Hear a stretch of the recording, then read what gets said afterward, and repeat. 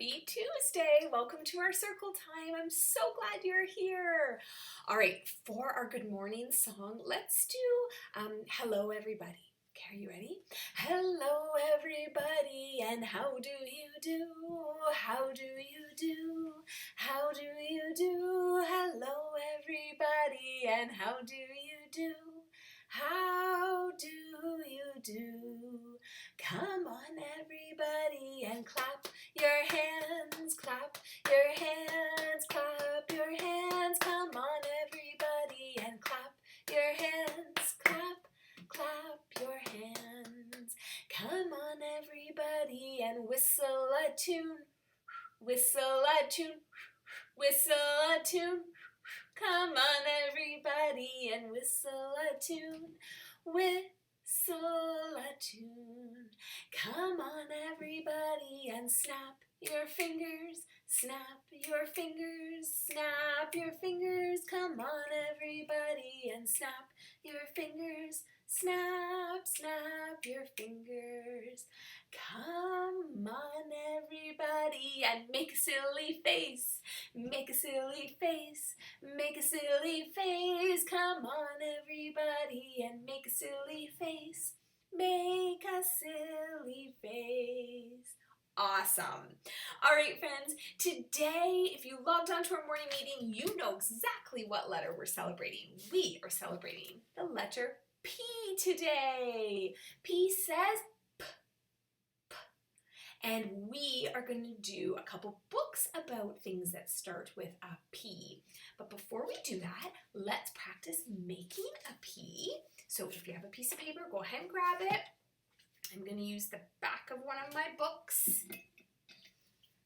And a P is made up of a straight line and a curved line. So we do start at the top like always and a straight line down. And then we go back up to the top and it curves around like that. Now that's a capital P. A lowercase p looks very similar, but it is a low letter. It hangs below the line. So if I had a line on my piece of paper right here, a lowercase p is made up of a straight line down again, but the line goes below the line on your paper. And then it goes like this. And that is a lowercase p. All right, so both P's look similar, just one is tall and one is long. So P says P. And I thought we could read a book about a job or an occupation that starts with a P. So a lot of you are probably thinking, well, I can think of a police officer starts with a P, and you're absolutely right. Another job or occupation or profession is a pilot. A pilot starts with the letter P. So this book is called I Want to Be a Pilot. So let's take a look at what it takes to be a pilot.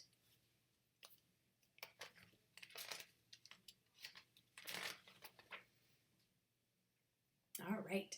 Some pilots fly small planes. This float plane ties up to a dock, just like a boat does. Other pilots fly jumbo planes that take people to faraway places. Large airplanes have many dials and gadgets in front of the pilots. One dial shows how fast the plane is flying.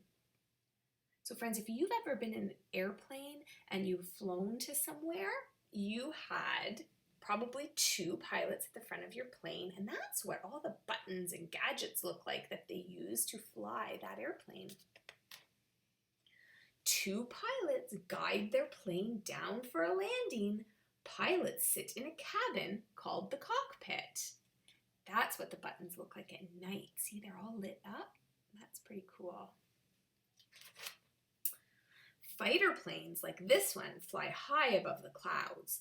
Only very experienced pilots get to fly them. When planes fly this high, there is not enough air to breathe. That's why the pilot wears a mask with a hose. The hose is connected to an air tank. The best pilots are sometimes picked to fly at air shows. A group of planes is called a squadron. Air shows are thrilling to watch. A pilot gets to see the world in interesting ways. This pilot can tell that the earth is round. So friends, you can take a look outside the pilot's window and see how we know that the earth is round. We use globes and we look at that a lot, but just this picture tells us that too. Pilots carry equipment as well as people. The pilot of this helicopter is trained to put out forest fires. So friends, they drop this onto a fire to put the fire out. Some helicopters are big enough to carry people long distances. This helicopter can land on water. Look at how it's got these parts here, and that can land the helicopter in water. There are always new safety rules for pilots to learn. Fighter planes are used in the Air Force. They have only a small cabin. A pilot must lower himself or herself down very carefully. Every airport has a control center. The people who work in the tower tell pilots when it's safe to take off or to land. The navigator is part of the air crew. Navigators check the position of the plane in the sky. It only seems like this pilot is in the sky. He's really on the ground. He's training to fly at night. There are lots of things to check during a flight. Pilots use lists and they keep careful records. Some pilots feel like they're part of the plane.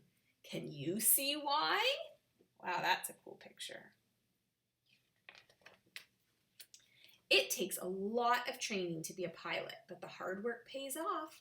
For a pilot, every new flight is a new adventure. The end.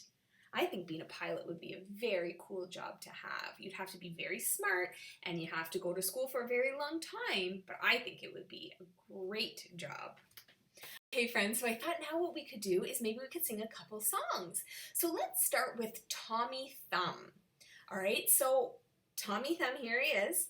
All right, so it goes like this. Tommy thumbs up, Tommy thumbs down, Tommy thumbs dancing all around the town.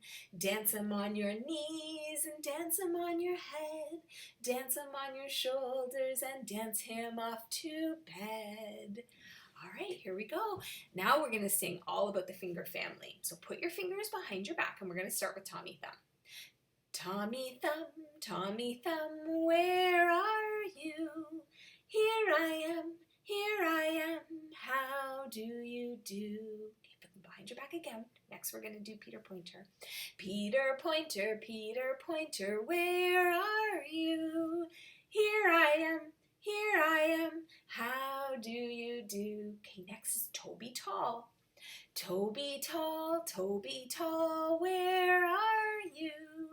Here I am, how do you do? Okay, next is Ruby Ring. She's a little bit hard to put up on her own. If she's too hard for you, you can put her up with Baby Finger. Okay? Ruby Ring, where are you? Here I am, how do you do? Baby Finger, where are you? Here I am, how do you do? Finger family, where are you? Here we are, how do you do? Awesome. All right, now we're gonna stand up and we're gonna do Oh My Aunt Came Back. Okay, so you need to stand up for this one. This one's a kind of a silly one. We have done it before.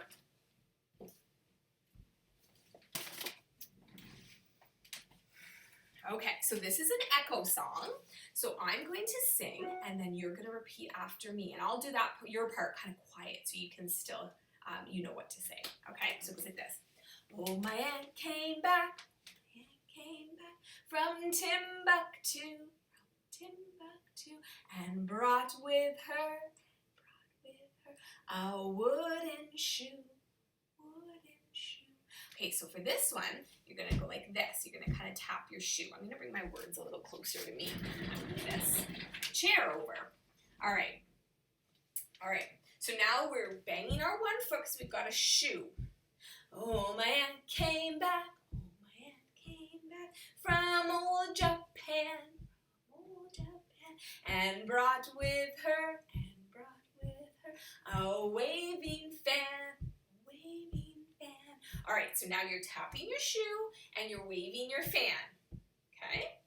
Oh, my aunt came back. Oh, my aunt came back from old Algiers. And brought with her some pinking shears.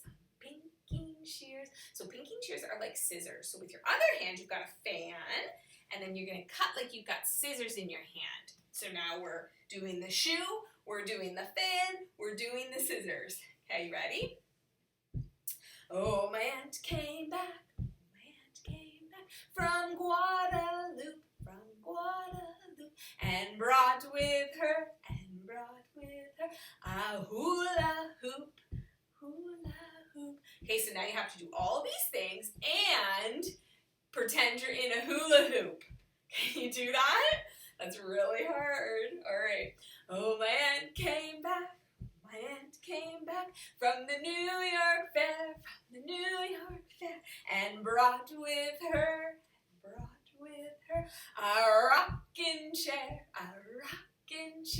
All right, so we have to do our shoe, our fan, our pinking shears, our hula hoop, and now you also have to rock back and forth in a rocking chair while hula hooping and doing all the other things. My aunt came back. From the Calgary Zoo, and brought with her a nut like you. Because we all look kind of nutty doing all those things. That song is so silly, but it's so much fun. All right, let's get back to the letter P. I have one more book for us to read. This one's called The Little Puppy. I thought you guys would like this one because it's all about a puppy growing up.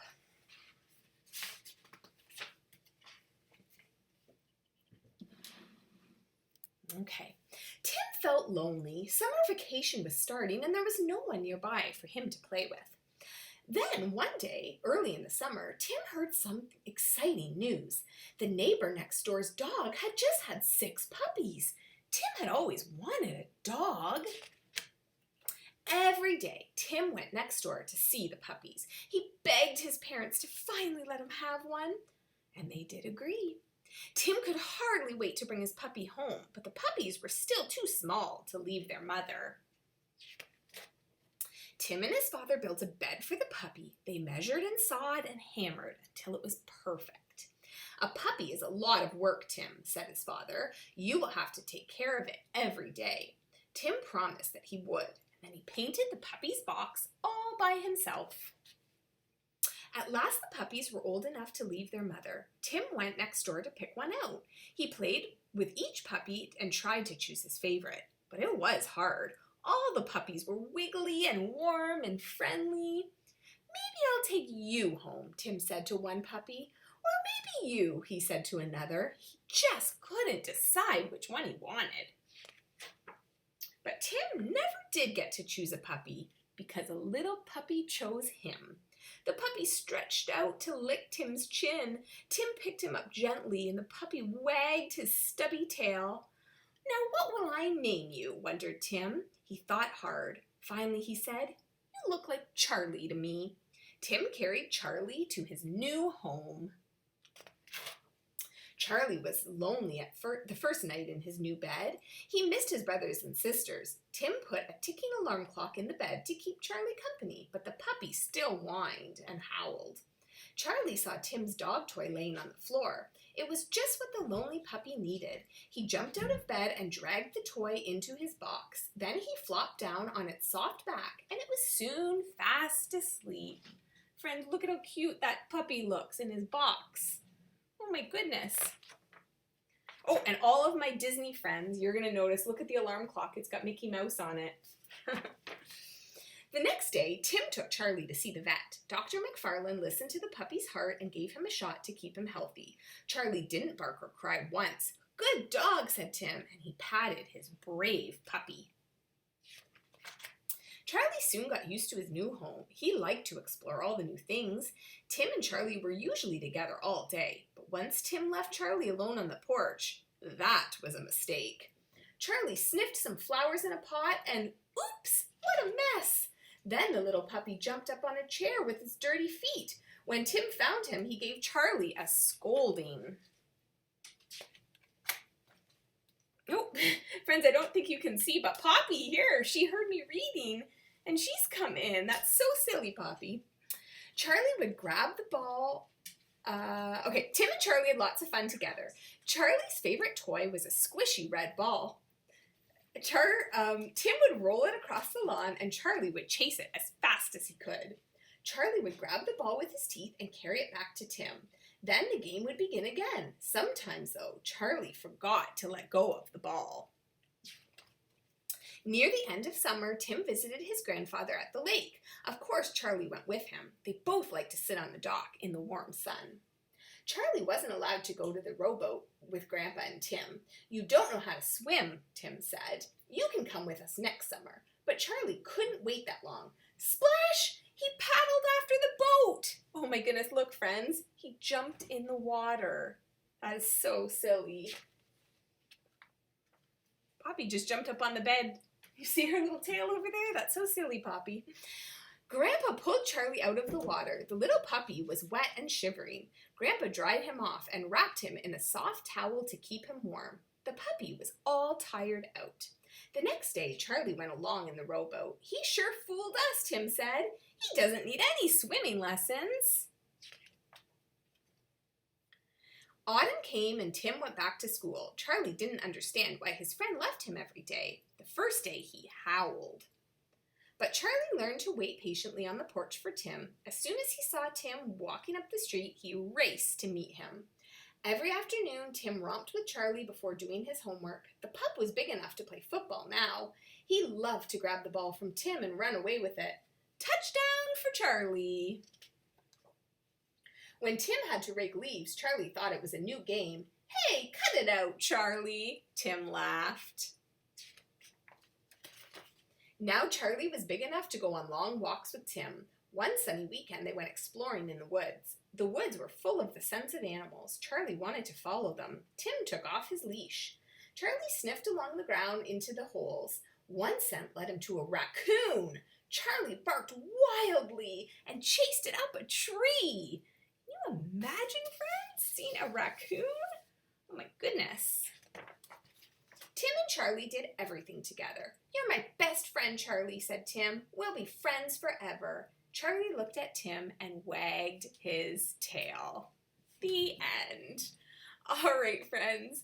I think that is the end for us today. So let's do our goodbye song. Okay, are you ready to sing with me? See ya later, alligator.